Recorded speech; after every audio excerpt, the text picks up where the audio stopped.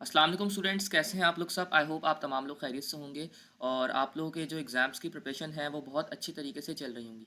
Students, आज का जो हमारा लेक्चर है, आज के इस लेक्चर में हम लोग Mehran university of engineering and technology के जो प्रीवियस ईयर क्वेश्चंस हैं उसको सॉल्व करेंगे। ओके, फिज़िक्स के स्टूडेंट्स, आपको ये पता होना चाहिए कि Mehran university one of the best university है सिंध सेक्टर पे।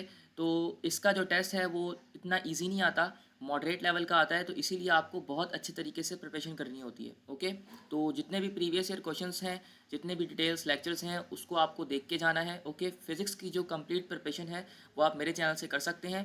मैंने जो डिटेल लेक्चर था जो कि फ़िज़िक्स का 11 आवर्स का था, जिसमें कंप्लीट फ़िज़िक्स को आपको कवर करवाया है। तो अगर आपके पास 2 डेज़ हैं, 3 डेज़ हैं, 5 डेज़ हैं या 1 महीना है, तो फिर आप उसको देख के जा सकते हैं उस लेक्चर को, और आपका ईजिली फिर फिजिक्स का जो सेक्शन है वो ईजिली अटैम्प्ट हो जाएगा।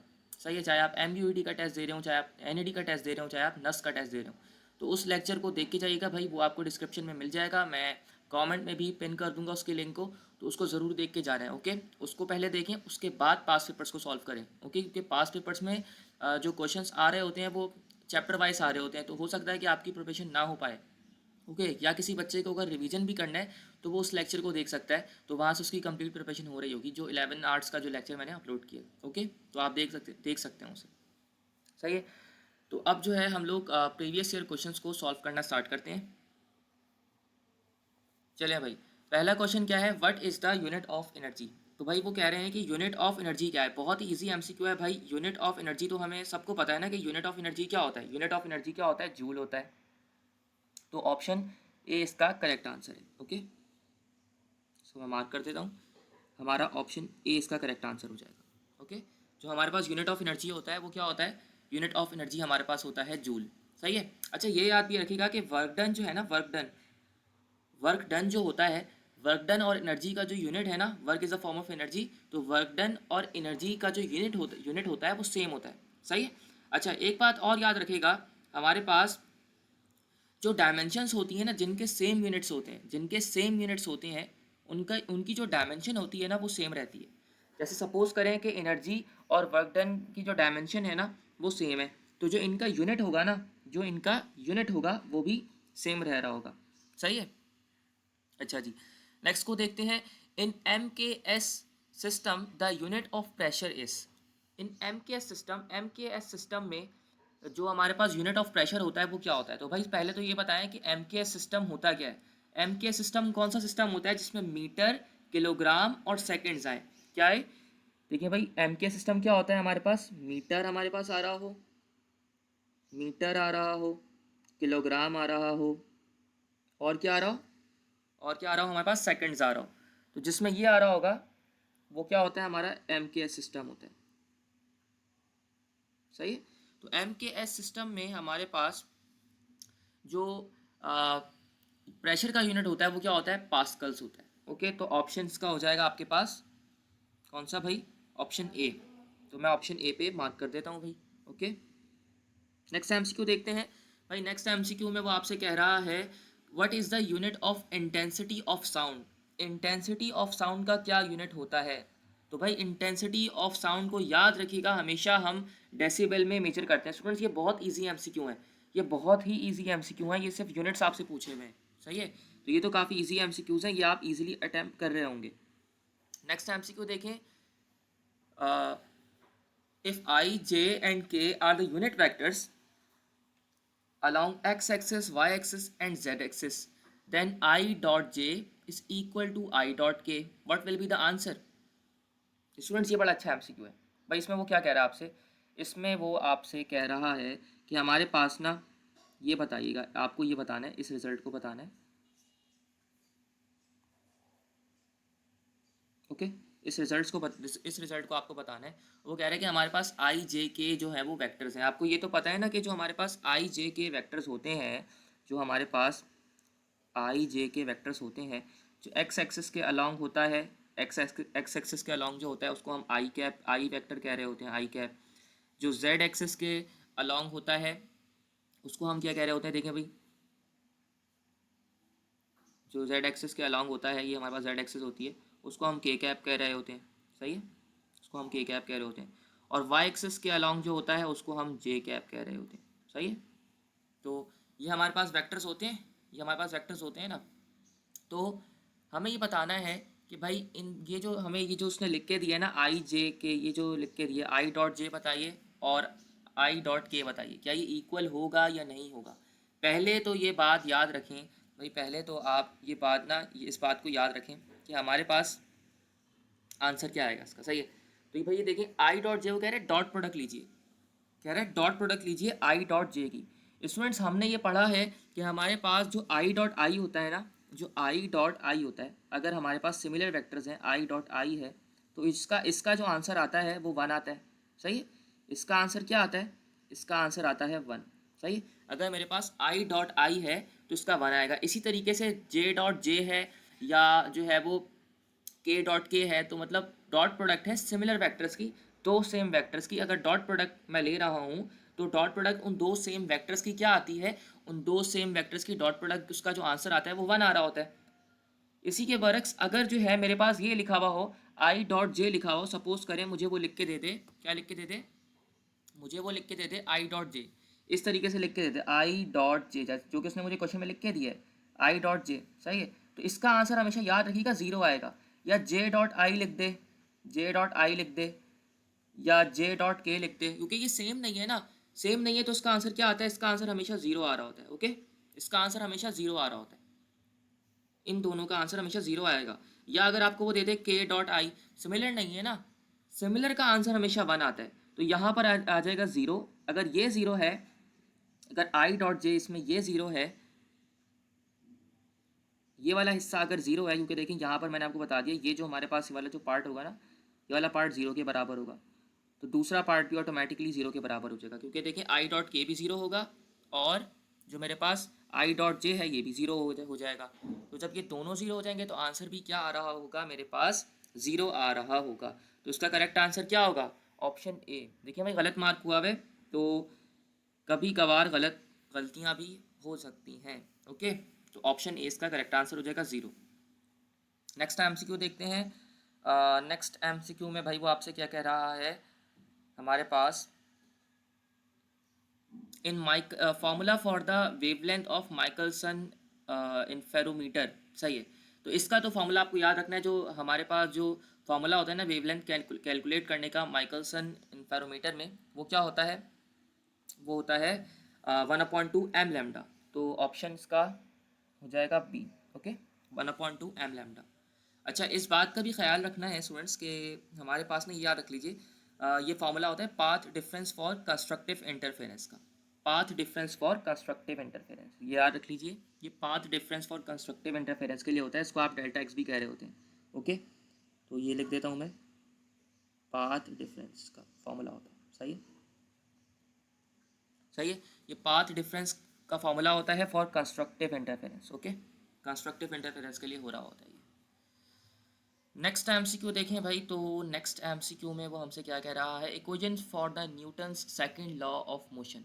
न्यूटन्स की सेकंड लॉ ऑफ मोशन के लिए जो है वो क्या होता है, तो भाई F is equals to m a बचपन से पढ़ते हुए आ रहे हैं, बहुत ही इजी क्वेश्चन आया था आपके पास ये, F is equals to m a. Okay, अच्छा नेक्स्ट क्वेश्चन देखते हैं। The centripetal force through which the moon's orbit the earth is equal to. तो इसका आंसर क्या होगा भाई, gravitational force of earth on the moon. जो हमारे पास जो फोर्स होती है वो ग्रेविटेशनल फोर्स होती है अर्थ की। सही है, मून के ऊपर, ऑप्शन ए। ओके,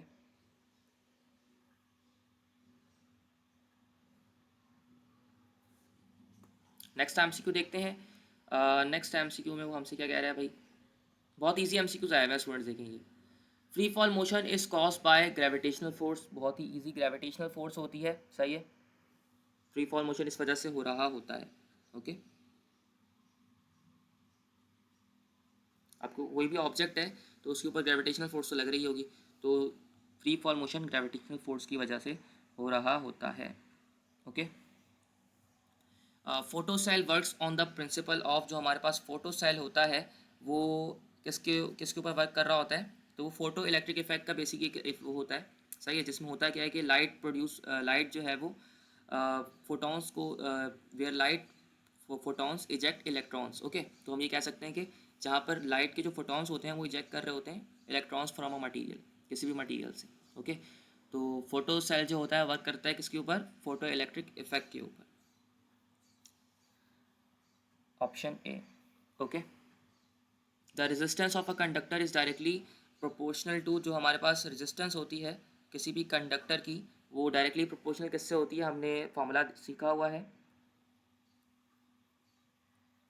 क्या होता है रेजिस्टेंस का फॉर्मूला, रॉ एल अपॉन ए होता है ना।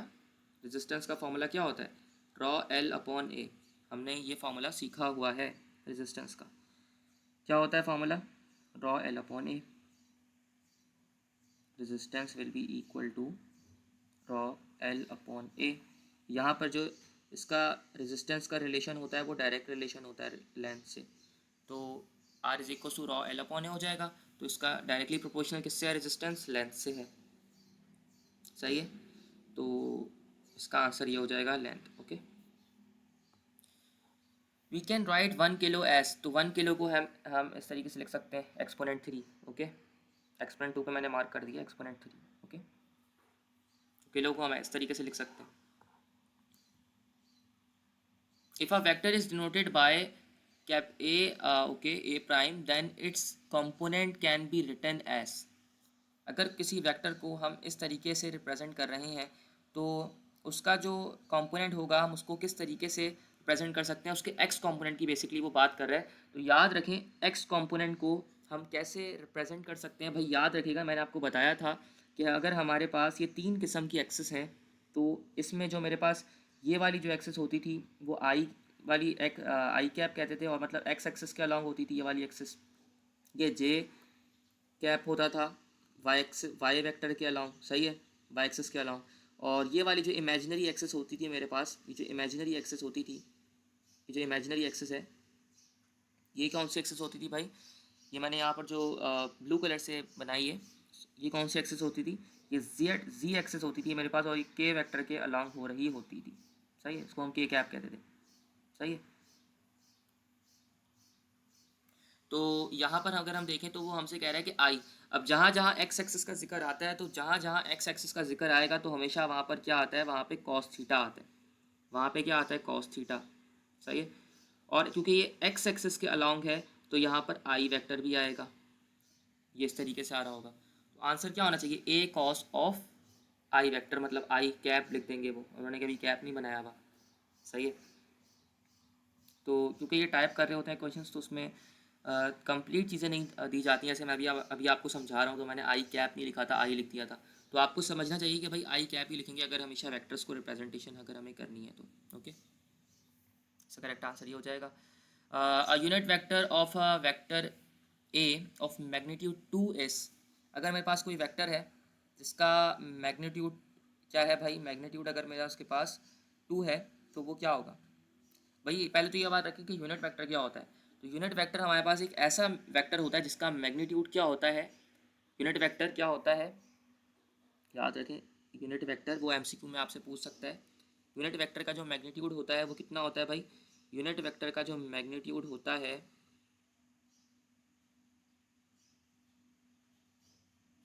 यूनिट वेक्टर का जो मैग्नीट्यूड होता है वो 1 होता है। ओके, हमेशा याद रखिएगा यूनिट वेक्टर का जो मैग्नीट्यूड होता है वो 1 होता है। अच्छा, अब एमसीक्यू में कह रहा था unit vector of a vector A of magnitude 2s, तो उसका यूनिट वेक्टर क्या कहला रहा होगा। ओके, तो भाई याद रखिएगा उसका क्या होगा, मैग्नीट्यूड हमारे पास हो जाएगा option C, a/2।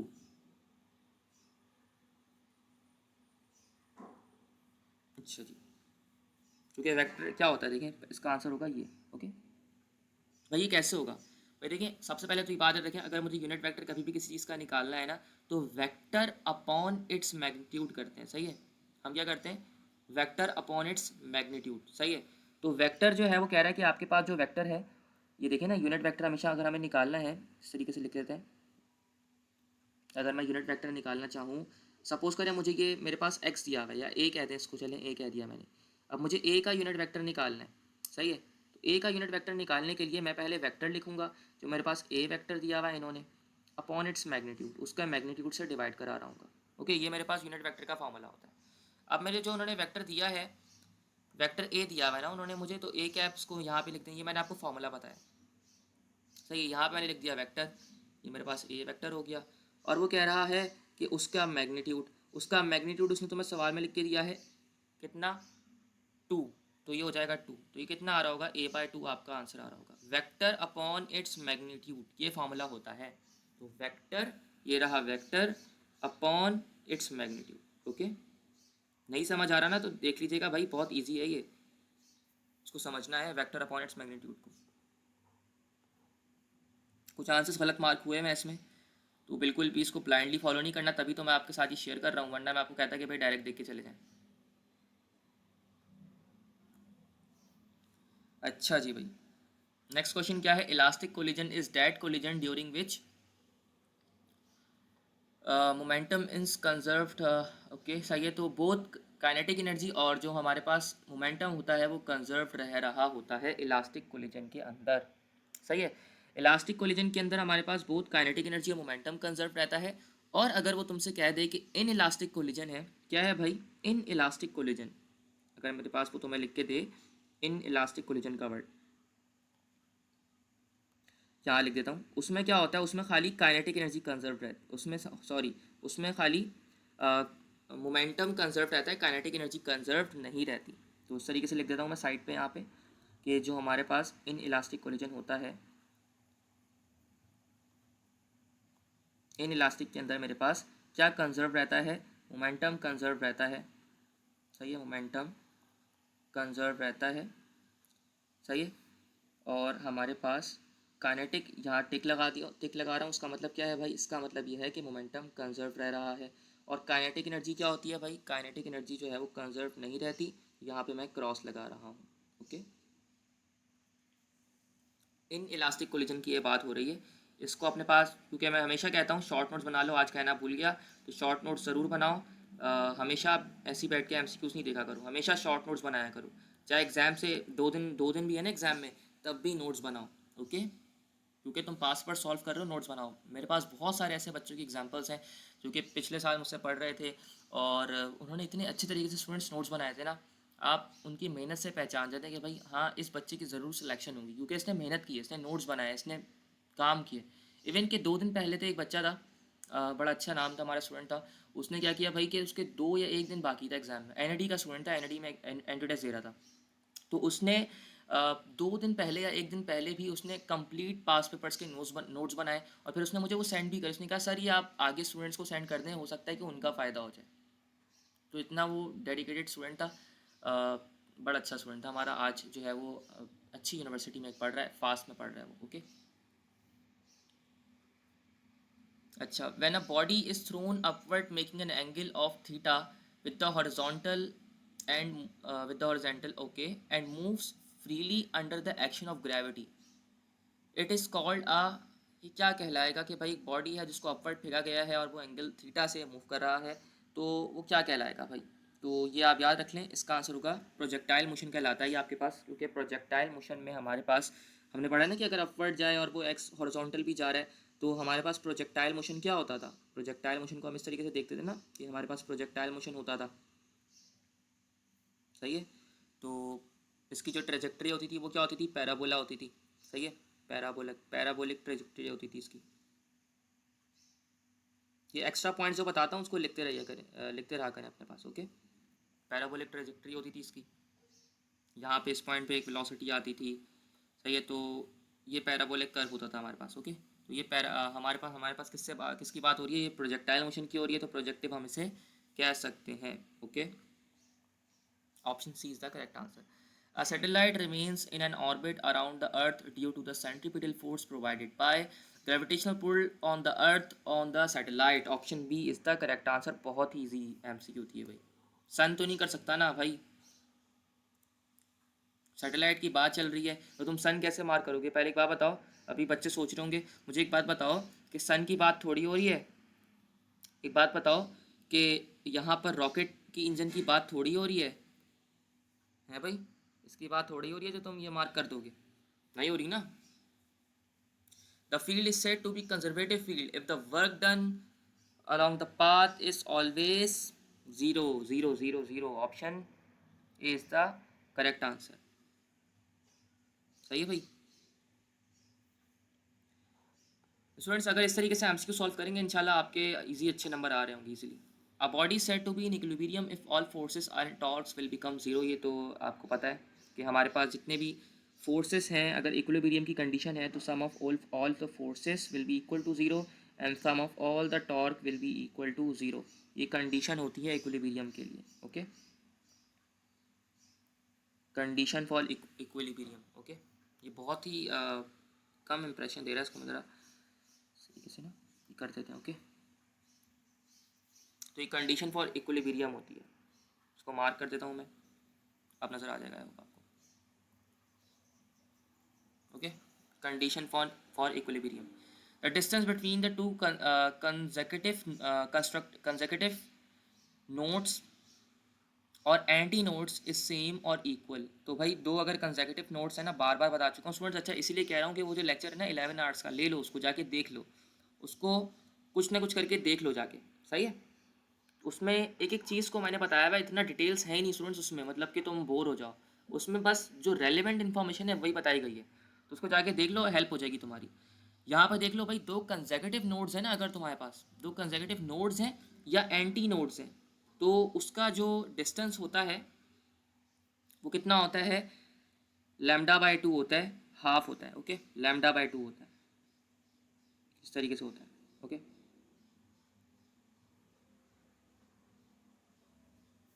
Half of the wavelength, या तो वो ये लिख के दे देगा या हाफ ऑफ द वेवलेंथ लिख के दे देगा। The electromagnetic waves travel in free space with the speed of, दो जो हमारे पास इलेक्ट्रोमैग्नेटिक वेव्स होती हैं वो फ्री स्पेस में, सही है, वो स्पीड ऑफ लाइट से ट्रैवल करती हैं। ऑप्शन ए इसका करेक्ट आंसर है।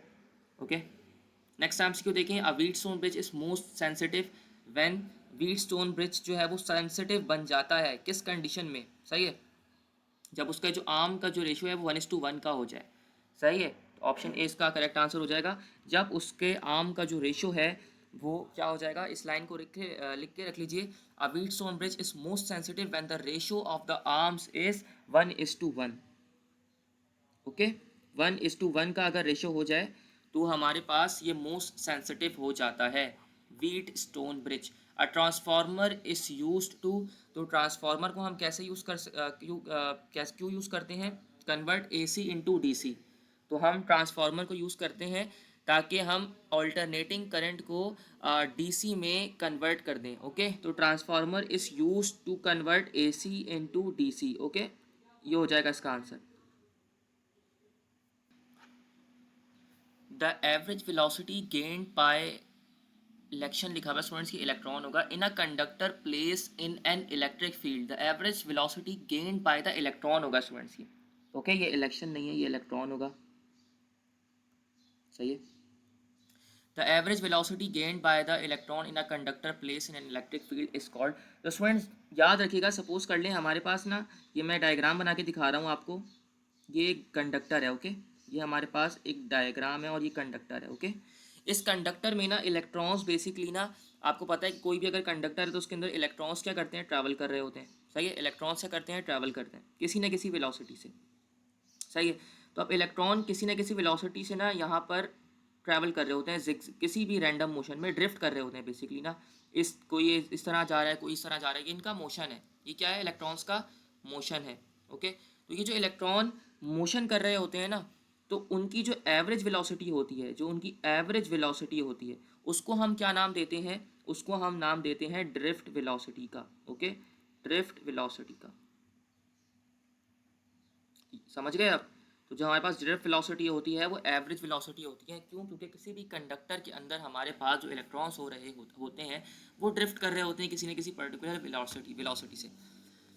The charge which is use to produce electric field, तो कोई ऐसा चार्ज जिसको हम प्रोड्यूस करते हैं, जिससे हम इलेक्ट्रिक फील्ड को प्रोड्यूस कर रहे होते हैं। सही है, बेसिकली प्रोड्यूस नहीं होगा स्टूडेंट्स, ये होगा अ टेस्ट चार्ज स्मॉल। ये इस तरीके से हो सकता है कि आपके पास a charge which is use to produce an electric field. Okay, तो चार्ज, ये टेस्ट चार्ज होगा, इलेक्ट्रिक इंटेंसिटी थोड़ी होगा स्टूडेंट्स, ये चार्ज की बात कर रहे हैं वो हमसे, तो उसने बिल्कुल ही गलत मार्क किया हुआ है कि टेस्ट चार्ज होगा इसका आंसर। ओके, टेस्ट चार्ज क्या होता है? एक छोटा स्मॉल चार्ज होता है, सही है। और स्मॉल चार्ज होता है हमारे पास, एक टेस्ट चार्ज क्या होता है? स्मॉल चार्ज होता है। बेसिकली हम जिससे ये मेजर कर रहे होते हैं कि इलेक्ट्रिक हम मेजर कर रहे होते हैं कि इलेक्ट्रिक फील्ड कितनी प्रोड्यूस हो रही है। तो ये हम कह सकते हैं डिस्टर्ब कर रहे होते हैं ना इलेक्ट्रिक फील्ड को, क्योंकि टेस्ट चार्ज होता है। ये इसका गलत आंसर दिया है। Okay, what is the unit of EMF? Electromotive force का कौन सा यूनिट है? तो भाई ईएमएफ का जो यूनिट होता है वो वोल्ट होता है, कूलम नहीं होता। स्टूडेंट्स गलत मार्क हुए हैं, बच्चे रट्टा लगा के चले जाएंगे तो नुकसान हो जाएगा आपका बहुत बड़ा। सही है, याद रखिए ईएमएफ का यूनिट वोल्ट होता है। ओके, ईएमएफ का यूनिट वोल्ट होता है। इलेक्ट्रोमोटिव फोर्स बच्चे न्यूटन भी मार्क कर कर आ रहे होते हैं। भाई ईएमएफ जो है क्या होती है? ईएमएफ भी एक वोल्टेज ही होता है एक किस्म का। ओके, जब आप पढ़ेंगे जाके कॉन्सेप्ट्स में, मैंने इसको एक्सप्लेन करा था है, बड़े अच्छे तरीके से किया था करंट इलेक्ट्रिसिटी वाले पोर्शन में। अगर जस्ट ईएमएफ ही देखना ना तो वो जो 11 आवर्स का लेक्चर है उसमें जाके देख लो। उसमें करंट इलेक्ट्रिसिटी खोलना और जाके स्टार्टिंग का एक ईएमएफ का पार्ट देख लेना। उसमें मैंने तुम्हें एक सेल दिखाया था, मैंने बताया था कि ये सेल है, सेल के ऊपर ईएमएफ दिखी हुई होती है। 3 मिनट में समझ जाओगे जाके, 2 या 3 मिनट्स में। तो इतना नहीं जाता भाई, रील्स देख रहे होते हो तो 2 से 3 मिनट में तो तुम जाके वो भी देख सकते हो। ओके, तो सही है भाई। तो आप ओके, यहाँ तक हमने एमसीक्यू सॉल्व करे, सही है इस चैप्टर के। सॉरी चैप्टर नहीं, इसके जो आपके पास मेहरान यूनिवर्सिटी है इसके। सही है, तो आई होप आपको समझ आया होगा। ओके स्टूडेंट्स, तो इंशाल्लाह नेक्स्ट वीडियो में हम लोग जो दूसरे एमसीक्यूज़ हैं उसको सॉल्व कर रहे होंगे। आज के लिए इतना ही रखते हैं। लाइक करें, सही है, और अपने फ्रेंड्स के साथ भी शेयर करें। अल्लाह हाफिज़।